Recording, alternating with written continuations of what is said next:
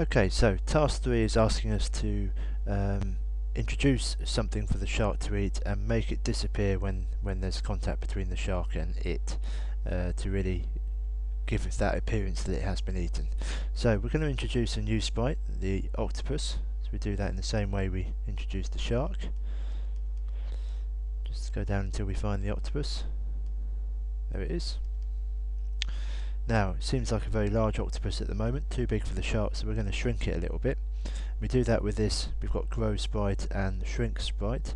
So I click on shrink and then just click on the sprite a few times just to make it smaller and seemingly more manageable for the shark. Okay, so now we need to make it disappear when the shark comes near it. Right, so I'm going to introduce this green flag again when clicked, and we're going to use an if statement again.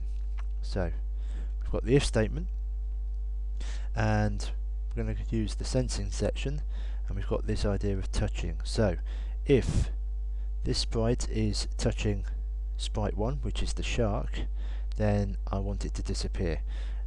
Okay, so if we go to looks and make it disappear, we can make it hide. Okay, so I want this to happen forever, so I'm going to introduce this forever again, drop it around the top, and then connect that into here. So let's see how it goes. So if I click the green flag, we've got animated shark, shark goes across, eats the octopus. Okay, but the problem is that the octopus isn't going to come back to be eaten again. Okay, so let's just stop that. So what we need to do is bring it back. So we've got show here, so if I just double click on show, that'll bring our octopus back.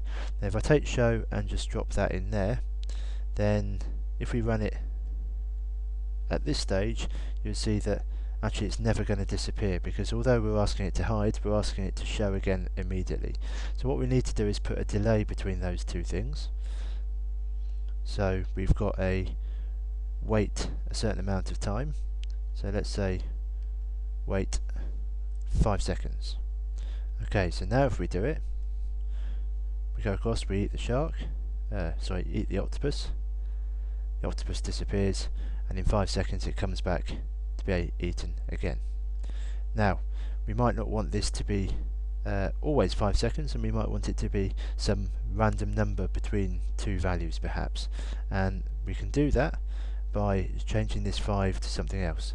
So if we go up to operators, we can see that we've got the opportunity to pick random between 1 and 10. So if I say between 1 and 5, then this adds some randomness to the situation, and I can eat the shark, come away and it's come back a bit quicker, eat it again and it's stayed away a bit longer, eat it again and longer still this time, but still comes back. So this adds a bit more of a game element to the fact that the octopus is being eaten by the shark, and we're not too sure as to when it would return. Okay, that's the end of task 3.